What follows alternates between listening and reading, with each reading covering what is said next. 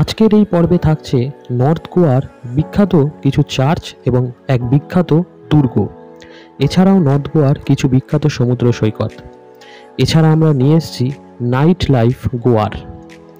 তো ভিডিওটি শেষ পর্যন্ত দেখতে থাকুন।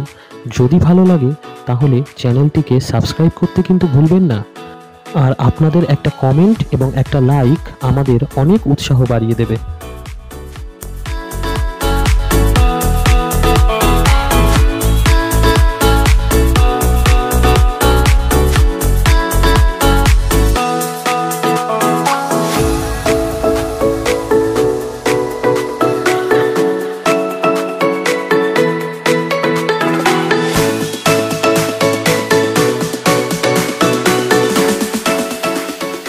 Good morning. আজকের ভিডিওটা শুরু করছি ওল্ড গোয়ার ব্যাসিলিকা অফ বম জেসাস এই চার্চ থেকে। তো আমরা ছিলাম বাগা বিচের কাছে আমাদের হোটেল ছিল। ওখান থেকে একটা স্কুটার ভাড়া করেছিলাম, ওই পার ডে 400 টাকার হিসাব, আর তেল নিজের খরচ। এই হিসাবে একটা স্কুটার বুক করে ওখান থেকে 28 কিলোমিটার ডিস্টেন্স হচ্ছে এই চার্চে। তো 28 কিলোমিটার ডিস্টেন্স কভার করে আমরা এখন চলে এসেছি এই চার্চে। তো চলুন এই চার্চের কিছু ভিডিও দেখে নেওয়া যাক আর চার্চের ডিটেলসগুলো জেনে নেওয়া যাক। ব্যাসিলিকা অফ বম জেসাস হলো ইউনেস্কোর ওয়ার্ল্ড হেরিটেজ সাইট। ভারতের কোঙ্কণ অঞ্চলে অবস্থিত একটি ক্যাথলিক ব্যাসিলিকা এবং এটি অবস্থিত ওল্ড গোয়াতে। এই স্থানে রয়েছে সেন্ট ফ্রান্সিস জেভিয়ারের মৃতদেহ। 1594 সালে এই গির্জার কাজ শুরু হয়েছিল। এটি 1605 সালে মে মাসে আর্চ বিশপ ডমফোর্ড দ্বারা পবিত্র করা হয়েছিল।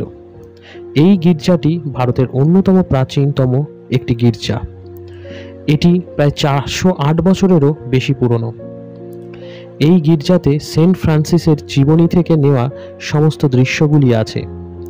এছাড়াও যদি ইতিহাস দেখা যায় তাহলে এই গির্জার এক অসাধারণ এবং ইন্টারেস্টিং ইতিহাস আছে, যা এই 2-3 মিনিটের সেগমেন্টে বর্ণনা করা খুবই কষ্টের।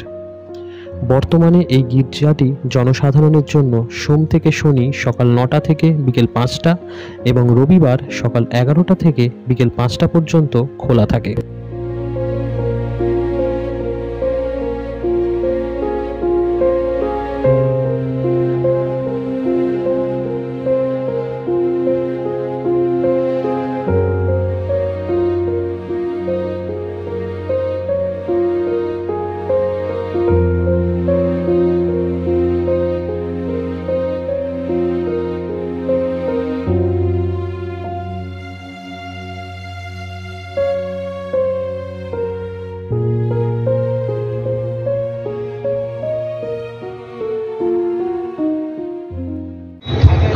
এই চার্চ দেখা কমপ্লিট, এখন যাচ্ছি নেক্সট ডেস্টিনেশনের দিকে। তো একটা জিনিস বলে রাখি, এই চার্চের ভেতরে ফটোগ্রাফি আর ভিডিওগ্রাফি নিষিদ্ধ আছে, যেহেতু রিলিজিয়াস প্লেস। তাও অনেকে করছে, কিন্তু যারা এইসব মানে রেস্ট্রিকশন সত্ত্বেও এইসব ফটো ভিডিওগ্রাফিগুলো করে, সেগুলো তাদের ব্যক্তিগত ব্যাপার, সেখানে আমাদের কিছু বলার নেই। যাই হোক, এখানে ভেতরে ফটো এবং ভিডিওগ্রাফি রেস্ট্রিকশন আছে, তাই জন্য ভেতরের কোনো ভিডিও দেখাতে পারলাম না।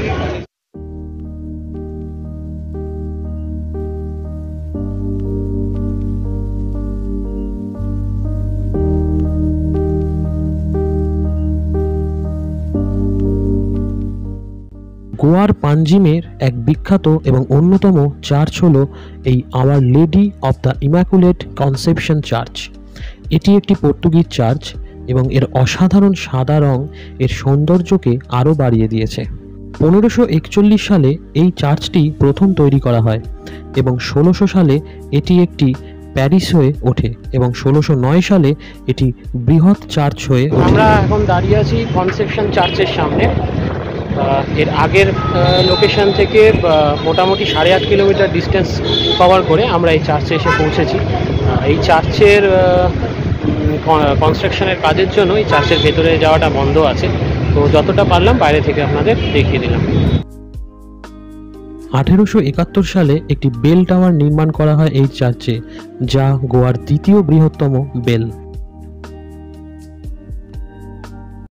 কনসেপশন চার্চ থেকে পাগোডা ফোর্ট যাওয়ার পথে একটা সুন্দর ভিউ পেলাম, একটা ব্রিজ আছে, ব্রিজের ওপর একটা সুন্দর ভিউ পেলাম, তো ওখানে একটু দাঁড়িয়ে পড়লাম। তো আমরা ভিউটা দেখলাম, তা আপনাদের সাথে একটু শেয়ার করি।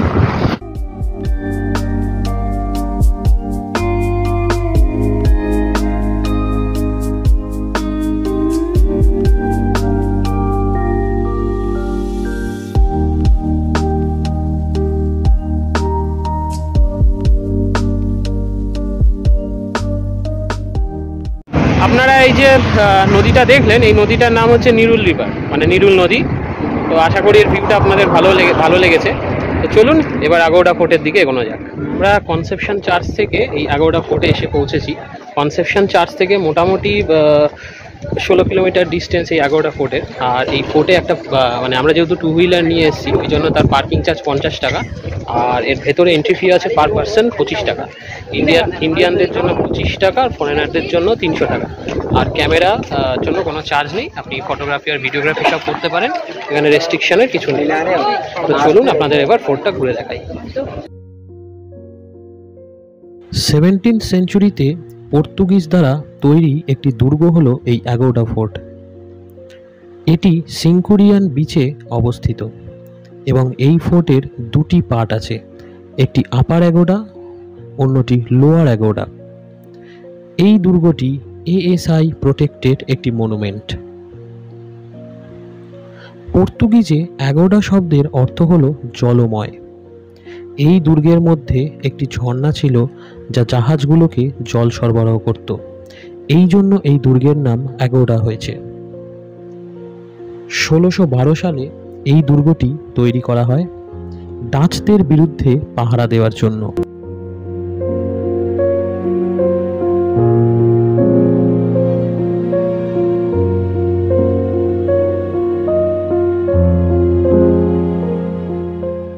এই দুর্গের মধ্যে একটি লাইট হাউসও আছে। এই অ্যাগোডা লাইট হাউস 1864 সালে এই দুর্গের পশ্চিম দিকে তৈরি করা হয়েছিল এবং এটি এশিয়ার প্রাচীনতম একটি লাইট হাউস। 1976 সালে একটি নতুন লাইট হাউস দিয়ে এটিকে রিপ্লেস করা হয়। এই লাইট হাউসের ওপরে একটি বড় ঘণ্টা ছিল, যা ওল্ড গোয়ার সেন্ট অগাস্টিন মঠের ধ্বংসস্তূপের মধ্যে পাওয়া গিয়েছিল।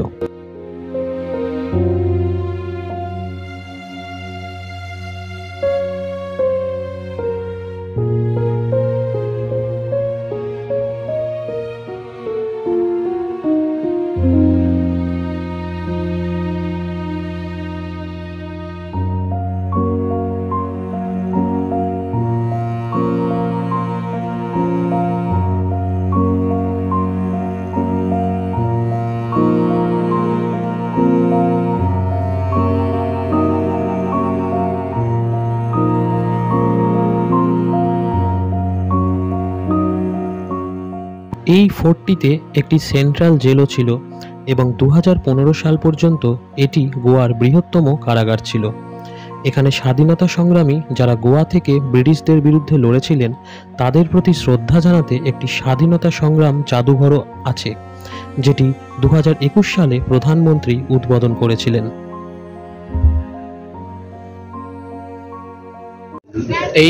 এইমাত্র আগোড়া ফোর্ট দেখে বাইরে বেরোলাম।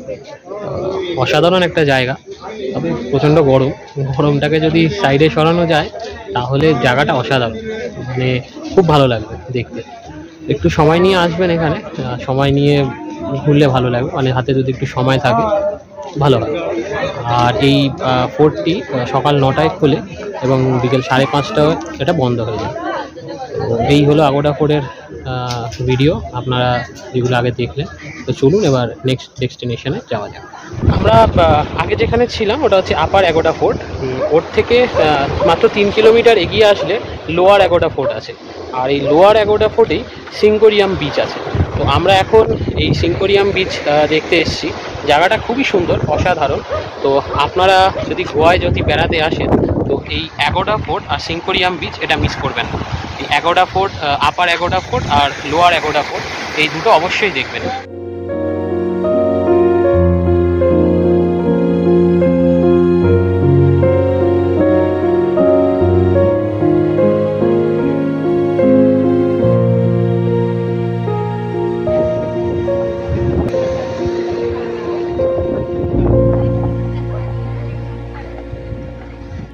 এইবার আমরা এক এক করে দেখব নর্থ গোয়ার কিছু বিখ্যাত সমুদ্র সৈকত, যেমন সিঙ্কোরিয়াম বিচ, ক্যান্ডোলিয়াম বিচ, কালাঙ্গুটে বিচ এবং বাগা বিচ।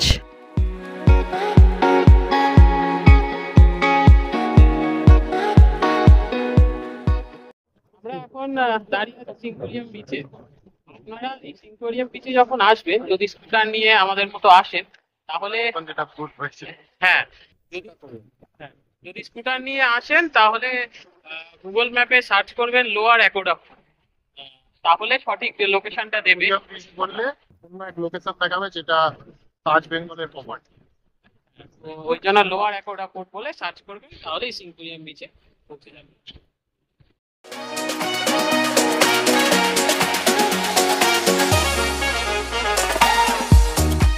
সিঙ্কুরিয়াম বিচের থেকে মাত্র 2.8 কিলোমিটার ডিস্টেন্স হচ্ছে এই ক্যামোলিয়াম বিচ। তো এই বিচে বিভিন্ন রকম ওয়াটার স্পোর্টস অ্যাক্টিভিটি আছে, তার চারটা আপনাদের দেখিয়েছি। এছাড়া এই এই যে বসার জায়গাগুলো দেখছেন, এগুলো ঘন্টার হিসাবে দেওয়া হয়, 200 টাকা পার ঘন্টা। এক একটা সিটের চার্জ হচ্ছে 200 টাকা পার ঘন্টা। এখানে এসে আপনারা বসতে পারেন। এবার যাদের একটু সমুদ্র সৈকতে ক্রাউডেড জিনিসগুলো ভালো লাগে তাদের ভালো লাগবে, যারা একটু একান্ত নিরিবিলি খুঁজতে চান তারা আমাদের আগের ব্লগ গোপন্নটা দেখে নেবেন। তো অবশ্যই আশা করি ওটা ভালো লাগবে। এখানে প্রচণ্ড ক্রাউড, আর যাদের ভালো লাগে তাদের অবশ্যই ভালো লাগবে। যাই হোক, তো আমরা এখন এই ক্যানোলিয়াম বিচে দাঁড়িয়ে আছি। ওয়াটার স্পোর্টস অ্যাক্টিভিটির জন্য এখানে আপনারা অবশ্যই আসতে পারেন। এছাড়া এমনি বিচের যে ভাইব, গোয়ার বিচের যে ভাইবগুলো, সেটা নিতেও আপনারা এখানে আসতে পারেন।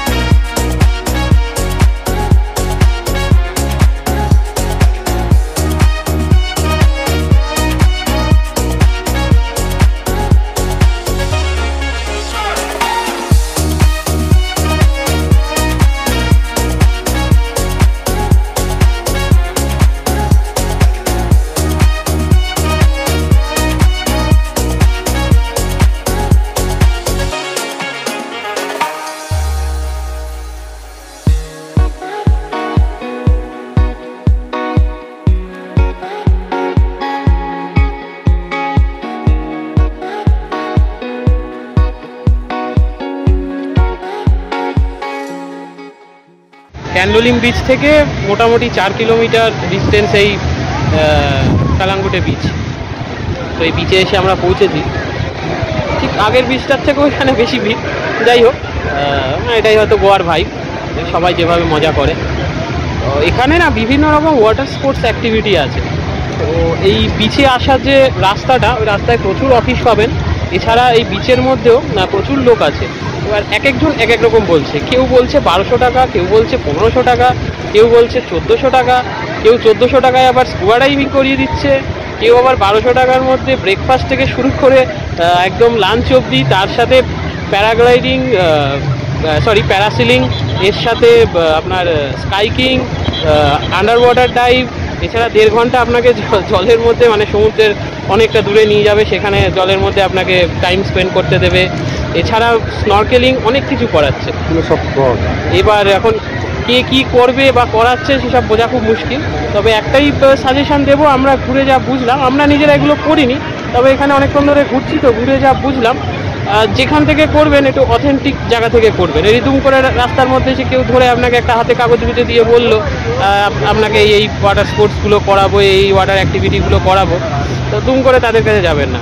মানে রেজিস্টার্ড অফিস, এই সমস্ত ওয়াটার স্পোর্টস অ্যাক্টিভিটি না রেজিস্টার্ড অফিস থাকে, বিচের আশেপাশেই থাকে। তো ওয়াটার স্পোর্টস করার আগে একটু এগুলো ভালো করে দেখে নেবেন, নিয়ে তারপর এগুলো করতে পারেন।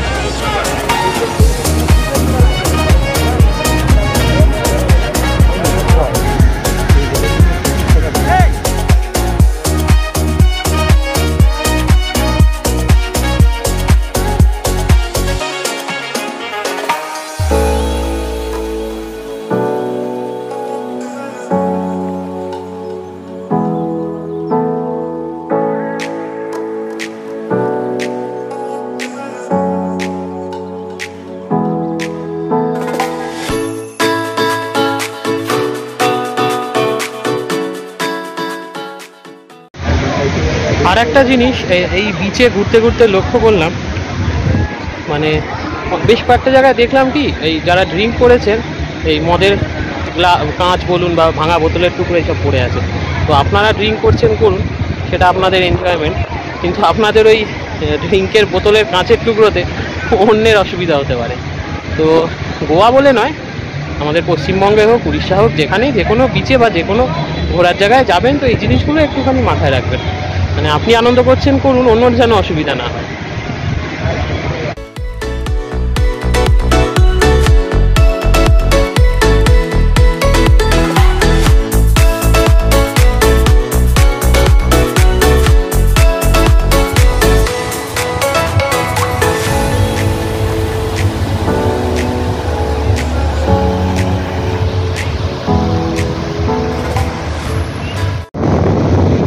প্রায় 6:30 বাজে, আর আমাদের আজকের মানে দিনের ঘোরাটা এই বাগা বিচে শেষ করলাম।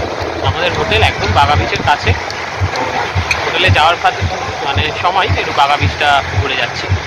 সন্ধ্যাবেলা বাগা বিচ আবার কীরকমভাবে সেজে ওঠে না ওঠে সেটা আবার সন্ধ্যাবেলা একবার দেখাবো। এখন এই বিকেলবেলার বাগা বিচের একটা ভিউ আপনারা দেখে নিন, আর এই সারাদিনের ঘোরার যে ব্লগটা সেটা আজকে এই বাগা বিচ থেকেই শেষ করছি। এইবার চলুন আমরা দেখে নিই নর্থ গোয়ার নাইট লাইফ, যেখানে আমরা দেখাবো বাগা বিচের রাতের সৌন্দর্য। এছাড়া গোয়ার বিখ্যাত টিটোস লেন, যেখানে আছে গোয়ার সমস্ত নামকরা নাইট ক্লাব। এছাড়া গোয়ার মার্কেট এবং রাতের গোয়ার আরও সুন্দর সুন্দর সব দৃশ্য।